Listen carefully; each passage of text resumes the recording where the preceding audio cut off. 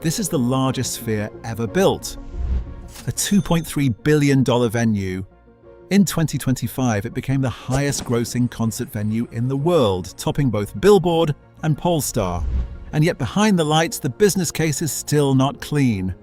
So who approved a venue this expensive when nothing like it had ever been built before? How did the budget keep moving before the first show even opened? What kind of engineering did it take just to make the shell work? And how can the company call this a validated business model while the Sphere segment is still fighting operating losses?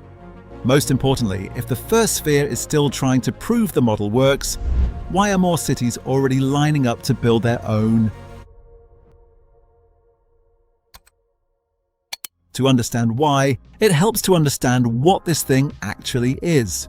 Located on the east side of the Las Vegas Strip, the Sphere stands 366 feet tall and 516 feet wide at its broadest point, the largest structure of its kind ever built. From the outside, it looks more like a piece of urban art than a building. A glowing ball, a city-scale screen, and a billboard big enough to become part of the skyline. That was always its appeal. Las Vegas has always been known for spectacular displays. A miniature New York skyline, a fake Eiffel Tower, a giant guitar-shaped hotel, and a strip where buildings are designed to grab attention before they're understood. In that environment, the Sphere did exactly what it needed to do. It became impossible to ignore. But the structure underneath the screen is not simple. Crews drove concrete piles roughly 100 feet down to anchor the foundation. The dome roof needed a temporary steel tower at the center of the site just to hold the frame in place while it was assembled piece by piece before that tower was taken down. The outer shell is a different story. From the start, it was a self-supporting geodesic lattice structure made of hundreds of interlocking steel triangles strong enough to hold its shape without needing the kind of temporary structure the roof required. And once completed, it creates a vast interior space without the rows of columns you typically see in an ordinary arena holding up the whole structure.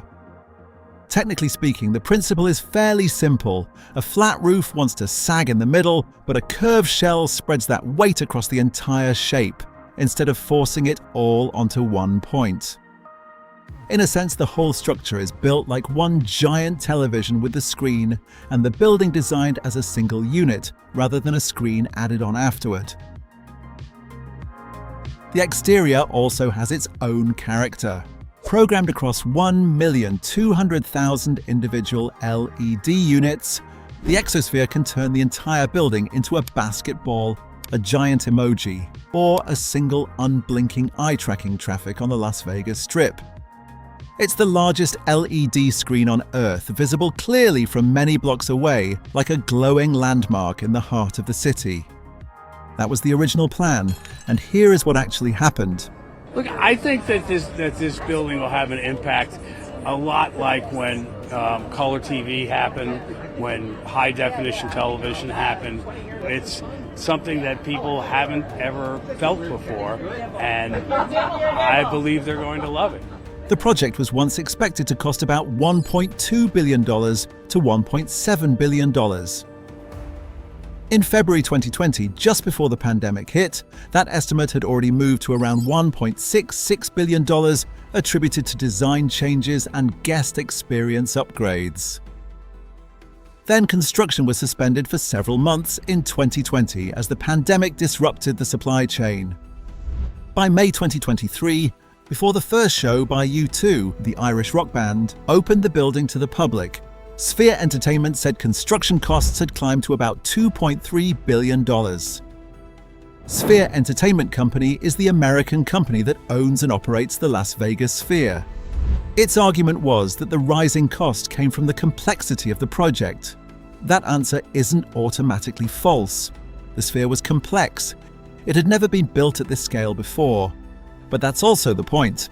The people approving the project were approving a venue whose final cost was still moving, while the building was already going up. Then the fight moved from the job site to the courtroom. Subcontractors filed construction liens during the build. Ryder Levitt Bucknall, a construction cost consultant hired to manage and review project costs, later filed a lawsuit saying it was still owed about $3.1 million for completed work. Sphere disputed the claim, but opening the building did not close the business case. Then a second cost kept moving with it.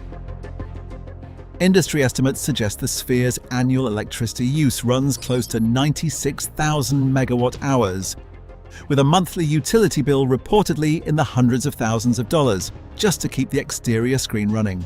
The company has signed a 25-year deal to source most of that power from solar, but for now the bill comes due regardless of how many tickets sold that night.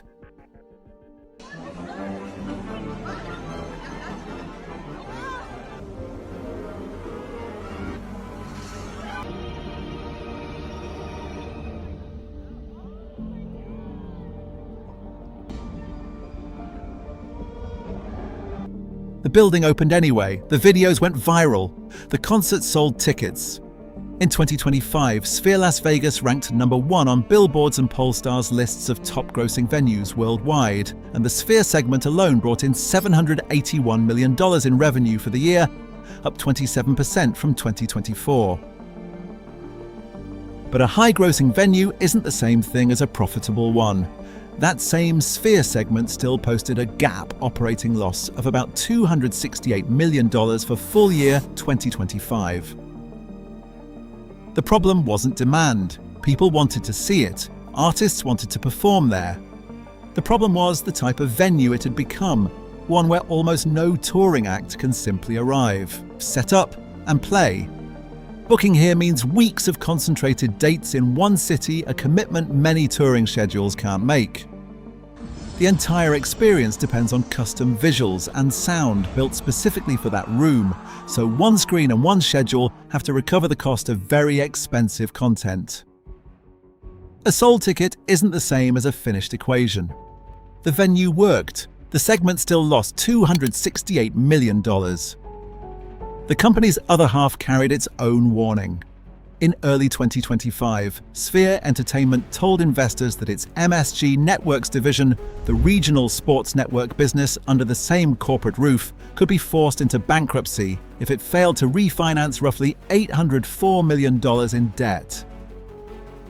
By the end of 2025, that balance had been paid down to a fraction of its original size and the immediate threat had eased.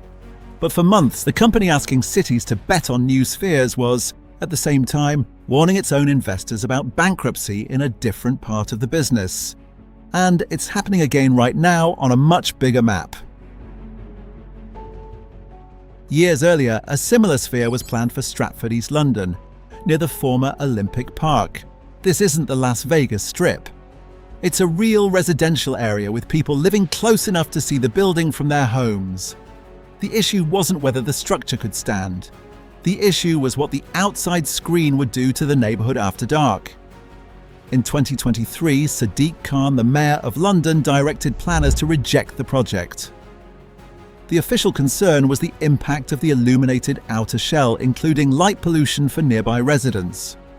In Las Vegas, a glowing digital ball fits into a city already built around lights, advertising, and spectacle. In Stratford, the same idea meant something else entirely, a commercial display large enough to change the night outside someone's window. That was the first warning. The Sphere doesn't only fail if the engineering fails. It can also fail when the city around it refuses to live with it. South Korea looked like the most natural fit of all. Hanama City outside Seoul was pitched as the centerpiece of K-Star World, a planned K-pop entertainment district built on the same instinct that made Las Vegas work, spectacle as the main attraction. Government officials talked about cutting red tape to speed up approval. Then the talks quietly went nowhere, with no cancellation ever announced and no explanation from the company. The official list of upcoming venues today includes Abu Dhabi and National Harbour. Hanam isn't on it. That gap matters because the whole expansion plan depends on being able to repeat the Las Vegas formula somewhere else. If the Sphere only works in Las Vegas, it isn't a network. It's a one-off landmark in a city built for one-off landmarks. The key shift wasn't the shape, it was who carried the risk. For now, Abu Dhabi is the clearest international expansion, the one with funding already in place. Sphere Abu Dhabi is planned for Yas Island between Yas Mall and SeaWorld Abu Dhabi. The Department of Culture and Tourism, Abu Dhabi, the government body responsible for growing the Emirates' culture and tourism sectors, has awarded a $1.7 billion contract for the construction phase, with completion expected by the end of 2029. This time the American company isn't funding the build.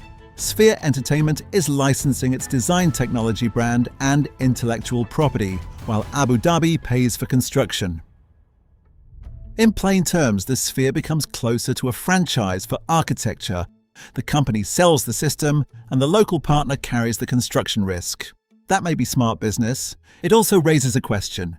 If the Las Vegas Sphere proved the concept so clearly, why does the next full-scale version work best when someone else funds the building? And now the same argument has moved back to the United States. A smaller Sphere has been announced for National Harbor, Maryland, just outside Washington, D.C. Sphere Entertainment describes it as the first smaller-scale version with about 6,000 seats. The plan still depends on final agreements and government approvals. This is where it becomes local. Prince George's County has pledged $170 million toward the project. Mostly through bonds repaid with future property tax revenue the venue is expected to generate. So the way the TIF works is that we're obligating a portion of future tax revenue to go towards paying off the bonds for the construction of the facility. That's something that we have done in the past, and it has worked and it has yielded good results. The state of Maryland is adding $13.5 million, and Peterson Companies, the private developer behind National Harbor, is offering $15 million through a discounted ground lease. County officials say none of it touches existing tax dollars since the bonds are repaid from new revenue the project itself is supposed to create. That's the promise. Spread across Prince George's County's population, the county's share works out to roughly $175 per resident, a way to measure how much is riding on a smaller version of a venue whose original still hasn't turned a profit yet. Supporters can point to jobs tourism and a notable landmark that brings National Harbor back into the spotlight.